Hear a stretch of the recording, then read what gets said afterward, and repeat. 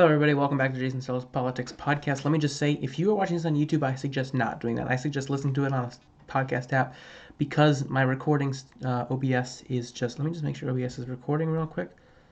OBS is not very high quality on my computer because my computer is not very powerful.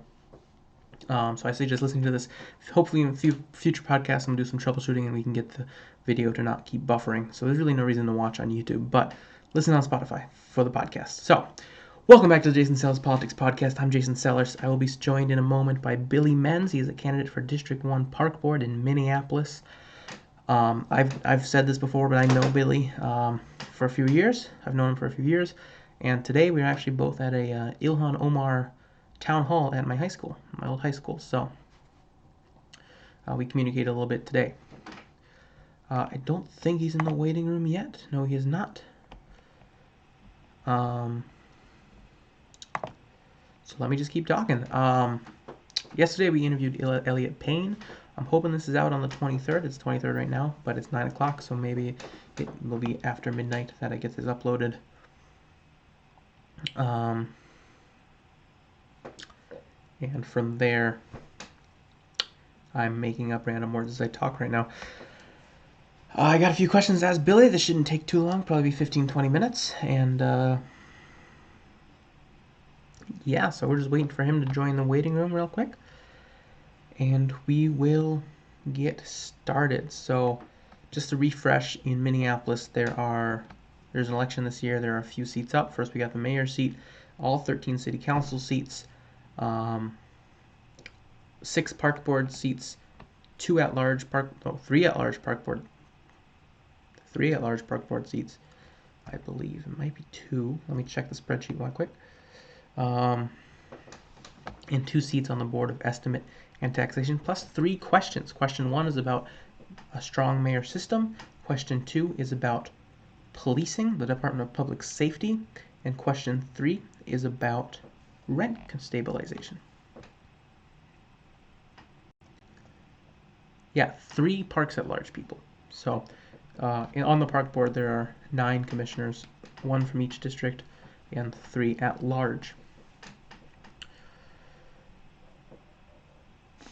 Yeah, so we're just waiting for Billy to join, which should happen in a few moments here. I've sent the invite at the email he wanted it to be sent. I'm just going to go to my Gmail app and make sure I sent it to the right email address.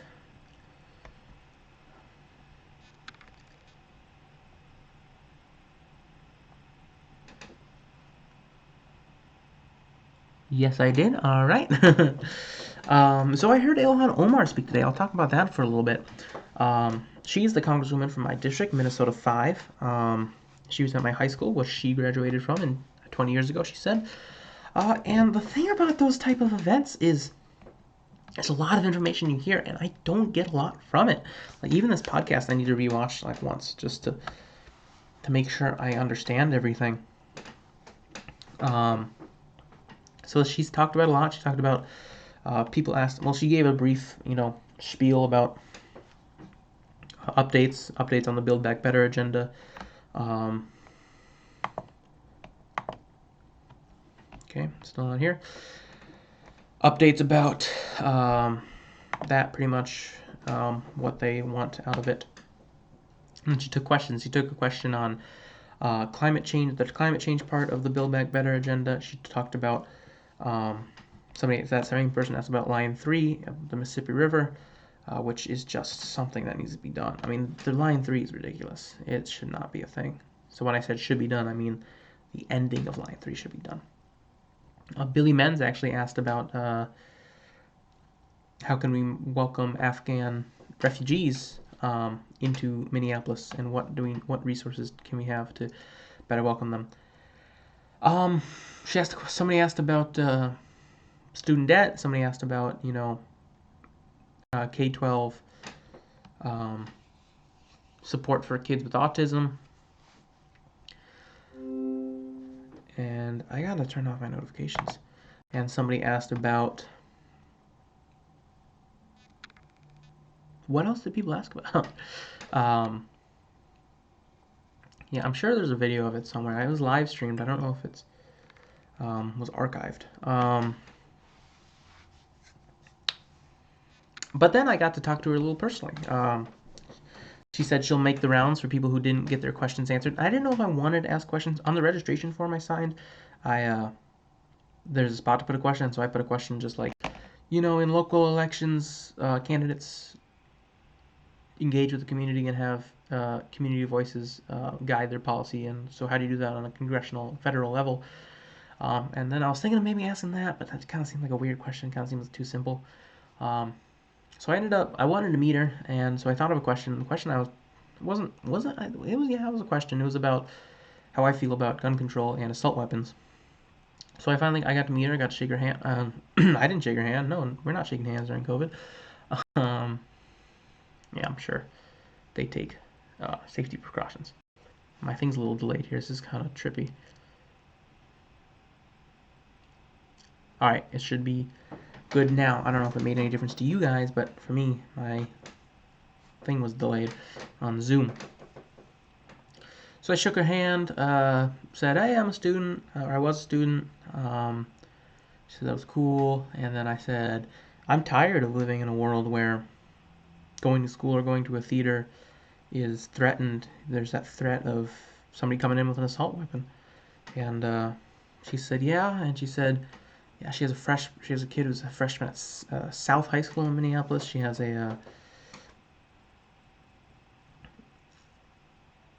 she was a freshman when Columbine happened in, I think, was that 98, 99? And she said, they care about it and they try to get stuff done about it. And they had a bill that was just about data collection that the Republicans filibustered, and it wasn't even banning anything. It was just collecting data, and they still filibustered it. So, yeah, I think she took questions on the filibuster too. She took a question about the child tax credit. You can watch it, I'm sure. I think you can.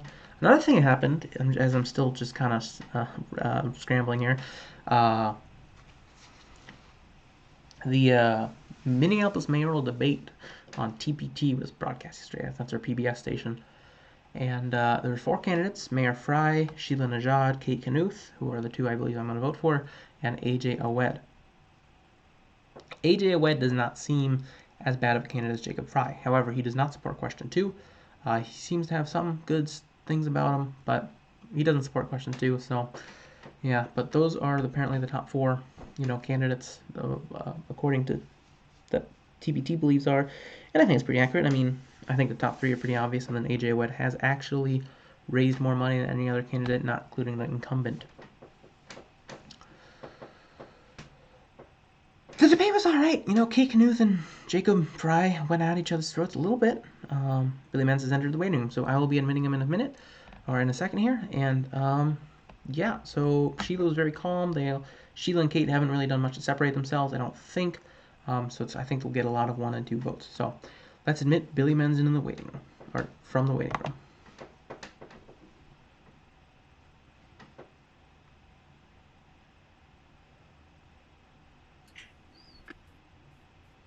Nice hat. Thank you. Ready whenever you are. All right. Well, welcome. Thanks for taking the time to do this. It shouldn't be too long. So I'll just start with an introduction. I'm Jason Sellers. I live in District 1, and I go by he, him, and I am a political community member. I like to engage in it, and I am somewhat of a park goer, not as much as I was when I was younger, sledding and stuff, but I still enjoy the parks from time to time, and I will just mention that I always disliked the Botno Badgers.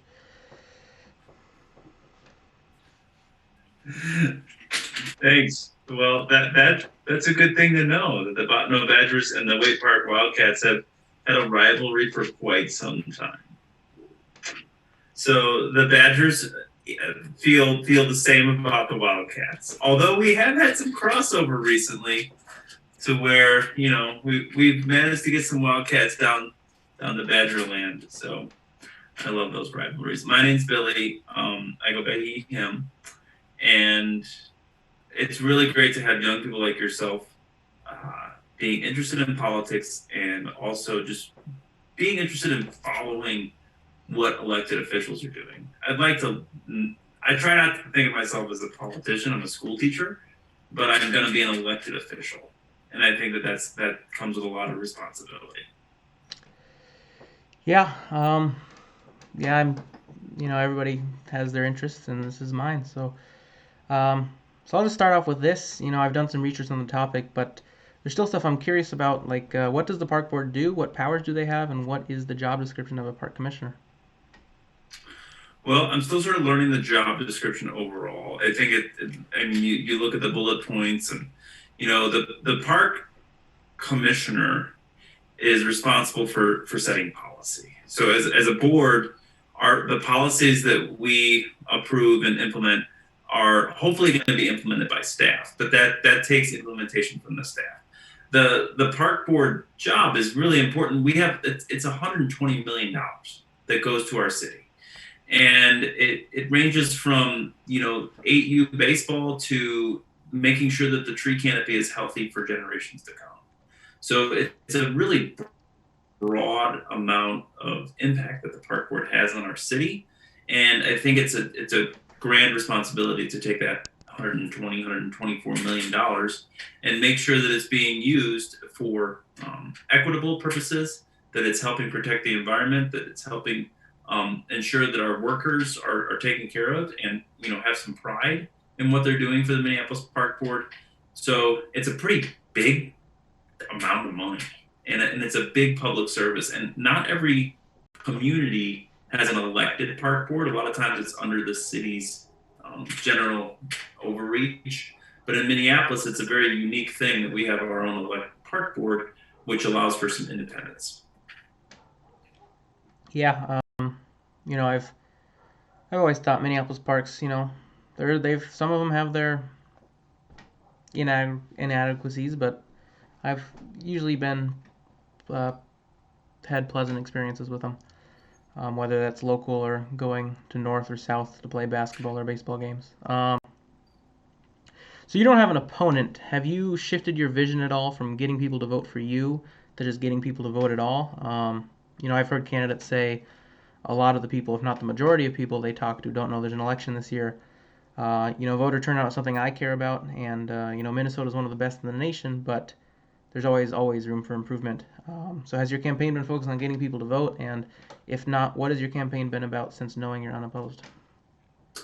So it definitely shifted gears once we realized that there wasn't going to be an opponent. And it shifted gears towards preparing for the job.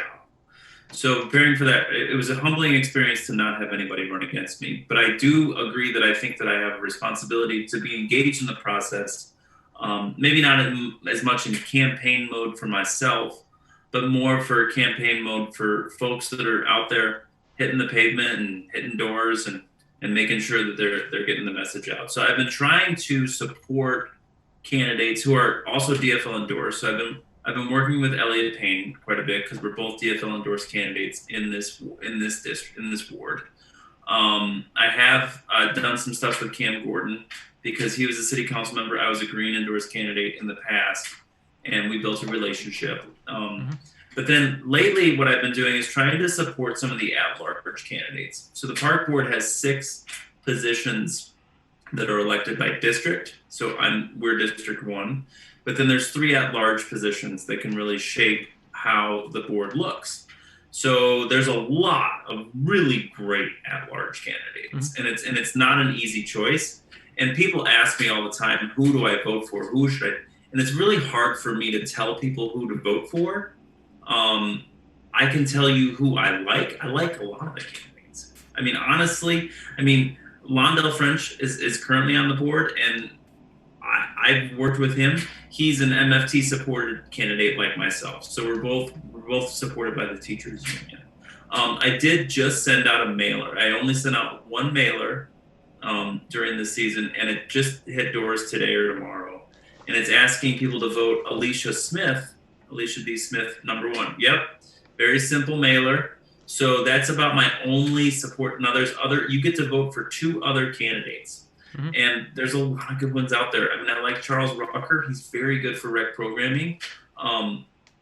He's a firefighter. Mary McKelvey, I wrote an endorsement for her in the Northeastern, a letter in support. Our kids have worked together. She's done a lot to support kids of color having access to programs like skiing and biking through the Lopen Foundation.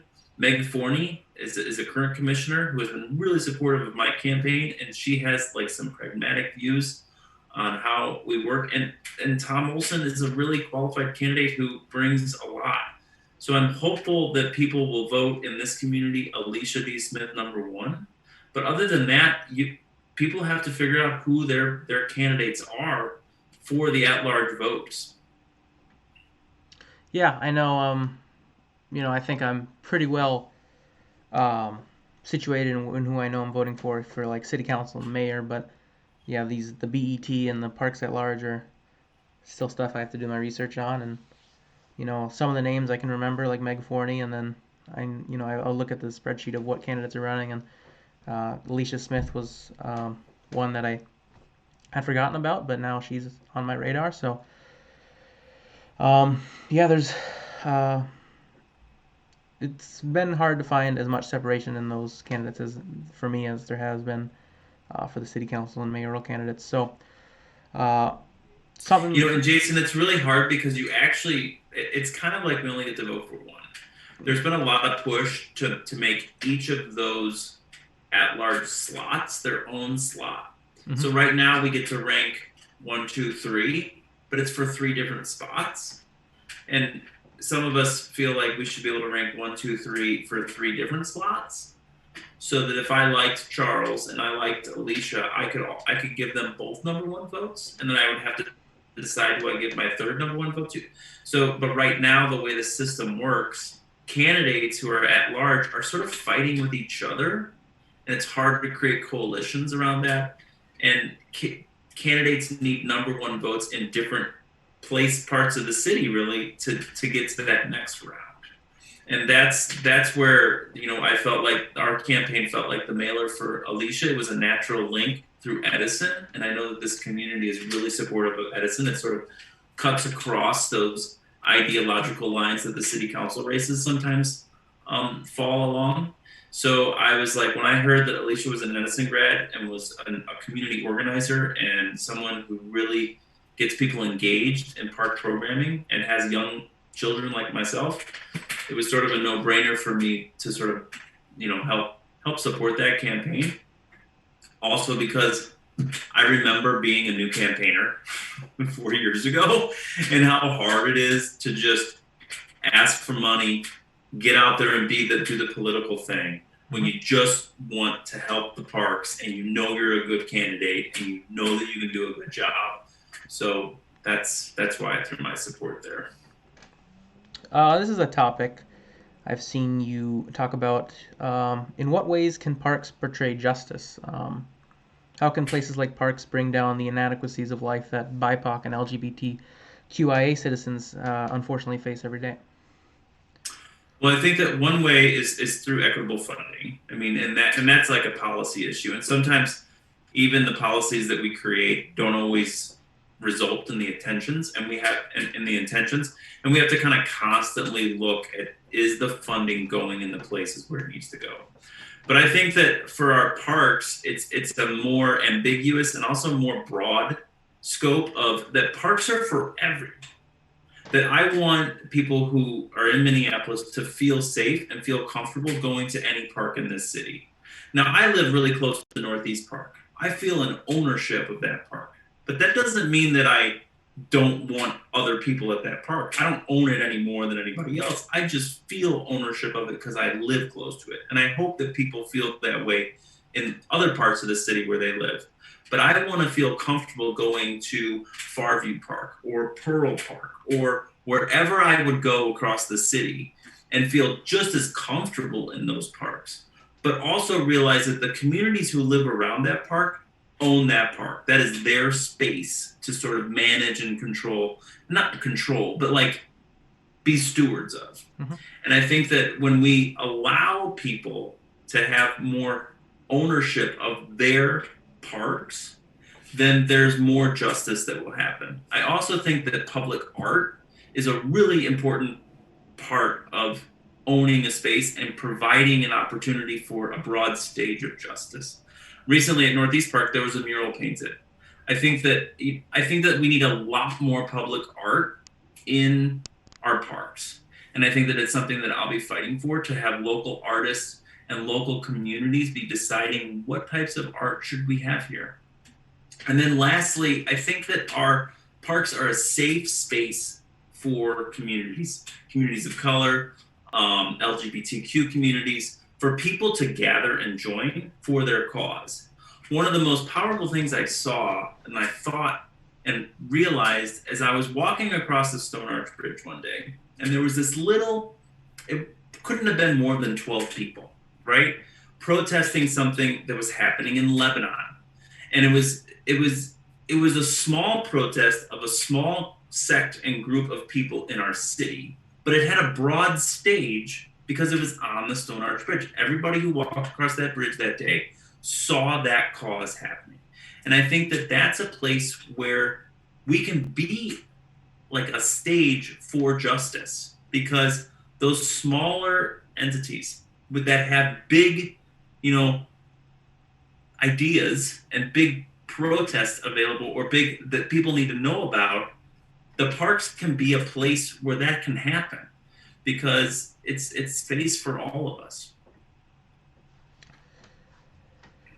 Yeah, I think everyone, different places in the city have reputations of being more dangerous, and there are people I know very closely that are unwilling to go to parts of the city, and I think there'd be baseball games I'd play, and my brothers would say, or not my brothers, but other people would say, oh, I don't want to go to that part of the city. So it's kind of... And I think that that's something that needs to change, because, and I think we need to call that out when it happens, mm-hmm. because our parks are safer and communities are safer when more people are out in them. Mm-hmm. And I think that and that's happened before in the past, where we used to go, like there, even at Botno Park, we would hear of, other teams in the city not wanting to travel over to Botno Park for whatever reason they want it. It's all hearsay a lot of times. Yes, there are certain parts of the city that have more gunshots than others. That is absolutely true. But our parks remain the safest places in our communities. And the more people we have at those parks, the more people throughout the city who are using the amenities that our parks have provided in an equitable way geographically, but they're not being used in an equitable way because certain people, and I hate to break it to everybody, a lot of times white people are not going to parts of our city because of a generalized fear that they can't play at that field mm-hmm. because their kids are at risk. And I tend to call that out, that we need to be able to share in the responsibilities of our city. And I think that Northeast Minneapolis has a strong responsibility to also make sure that we're going and we're interacting and we're coming over and back and forth from our bridge to our north side neighbors who are very close. And those parks are really close to us, and they're really amazing. They're amazing parks. So I'm hoping that as a commissioner that I can bring that level of leadership and speak truth to what we can do if we all take ownership of our city parks, not just one. Yeah, I'll just say, as a sports player, I'll say the Farview Cardinals have some great facilities. They do. So how do you inspire activity? Like, what improvements need to be made to get to parks to get people to come and exercise? Is it stuff like fixing blacktops, making sure grass is maintained? What will go into inspiring kids, teens, and families to come and play? I think that those things are important, but I think that we need a program. We need some sort of marketing campaign around let's get back to the park. And I think that a lot of times it's not about being in the park where people are unsafe. It's that communities want and parents need to know that their kids can get to the park safely. That sometimes it's walking through the communities or biking to a specific location, or how does my kid walk? And I think that devices and the internet has made it a lot easier for kids to disengage in activity. And it's also made it a lot easier on parents, or harder on parents like myself, to get kids to disengage from that screen activity. One thing that I'd like to see is a check-in. I'd like for students or young people to be able to check in at their park. So if I say, hey, you know what? Go down to Bottineau Park. I want you to go to Bottineau and play, or I want you to go. And then there's something that they can like type in a code and they're checked in. I get a little notification on my phone, checked in to Bottineau Park. So like something that alerts me that they're there, that I can send them without their device, so that there's some sort of check and balance, that we're using modern technology to sort of keep track of our kids, which is what parents seem to need to do these days. But also allowing them to go there and not have to have their device with them, or be controlled by their notifications. They need to have some freedom and they need to explore. But there's a lot of things that we can do with the schools, with our local community organizations, with parents, to get kids back to the park and playing in a more free way. It doesn't always have to be so structured. Yeah, I know my local park, the soccer field has a lot of dirt on it, and when I try to get my friends to play football, sometimes they'll say, "Well, come over to my suburb and stuff." So, I still get to engage with my friends and family, but at the same time, I'd also like to do it close to home. Last question is about safety. What can the park board do to ensure safety at parks? And do you have suggestions for staying safe at parks? And how can you make people feel safe at parks, whether that's from citizens or from the police? I think the data really can be a valuable tool here. That the data we have on park safety is really strong. But I think that also trusting your gut when you feel like something is wrong, people need to know to kind of leave, or stay safe. I mean, I think that the way that we encourage public safety, especially in our parks, is through relationships. Mm-hmm. That our park police we have our own police department as the park board. It's a police department of about 30. And I think that one of the things that I will be promoting as commissioner is that the most important tool that our park police have is the relationships that they have with the people in those parks and the community. And I think that the stronger we can promote relationships at our parks and with our park building staff, and making sure that people understand that they have an impact on how safe their park is, then that will go a long way. That said, there are still issues that happen where safety can be compromised. And I think that making sure that our park police have really strong relationships with the Minneapolis Police Department, the fire department, the first response, creating those systems of support, and they may have to be rebuilt based on what happens during the election, and how that public safety debate plays out at the voting booth. My job and our job as the park board will be to be good partners in that. And also, I see our public safety, our police department, as a way for our city to try things. I believe, and I would support a resolution that encourages and maybe even requires park police to live in the city limits of Minneapolis. I think that that's been something that has happened, that has just happened over time, where a lot of the park police don't live in the city. It's hard to understand the relationships and public safety and policing if you don't understand or live in the community that you're policing. I know that as a school teacher. I choose to teach and live in the community that I teach in, because it is so much more powerful to have an impact on the kids who are coming into the Edison High School when they know that I live in this community, that I'm in this community, and that I want them to be a valuable part of this community. And I think that policing is a really similar mindset. For if you know that that police officer lives in your community and you're interacting with them and you build a relationship with them and you see them in the community, then it's just a lot more powerful. Yeah, I think all that, it makes sense to me, and whether or not it makes sense to everybody is a different issue. So those are pretty much the questions. We have to have those conversations. Mm-hmm. And what I say doesn't go. I like to tell people all the time that, like, I've got a lot of ideas. Mm-hmm. I'm never short of an idea. Whether or not that idea comes to fruition is based on whether or not people think that that's a good idea. And I like to own my ideas, and there's certain things that I want to get done as a park commissioner. Mm-hmm.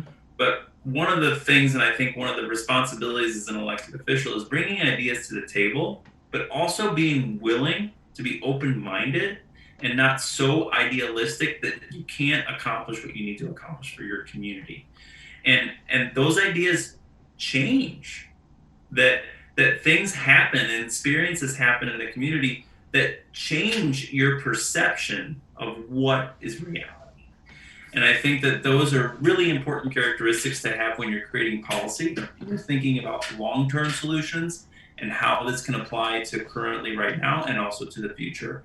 And I hope to bring that reasonable understanding to the park board and really work with the people who know how to get these things done, and to push forward with those individuals who have that expertise in certain areas. Yeah, as I've said, voter turnout is something that I care a lot about, and it's because the more voices are heard, the more representation we get, and definitely. That's also one of the reasons I'm infatuated with local government, is there seems to be more of a community engagement aspect to that. So those were pretty much the questions I had written down. Thanks for taking the time to come on, and unless you have any additional comments about what you said or questions for me, we can wrap this up. No, thanks a lot, Jason. I really appreciate it. It's great to see young people doing this. And it's great to see you asking these wonderful questions. Thanks a lot for having me. All right. See you soon. See you soon. Maybe on the football field again. Maybe so. Can't believe Milo stole that one from me. Gosh, thought I had it. I'll go to sleep. I'm gonna have nightmares about that one. All right. See you later, Jason. See ya. Bye. All right, so that was Billy Menz, candidate for Park Board District 1. He's running unopposed, but so really he is going to be the District 1 commissioner. But so thanks for watching. Thanks for listening. Hopefully you listened and didn't watch. I am getting so many notifications. I had my laptop with me today because we're talking about doing it in person. So I'm just now connected to the Wi-Fi, so I'm getting a lot of backlog of notifications. You can, oh my God, you can, just got a notification. You can follow me on Instagram and Twitter at VoteSellers. You can subscribe to my, oh my goodness. Subscribe to my YouTube channel, that's my personal channel, Jason Sellers Politics. Follow me on Twitch, Vote Sellers, and we will see you again. Elections are in, my God, not notifications. Elections are coming up, so see you soon. Again, hopefully you listened and didn't watch, but my goodness. A lot of notifications. All right. Bye.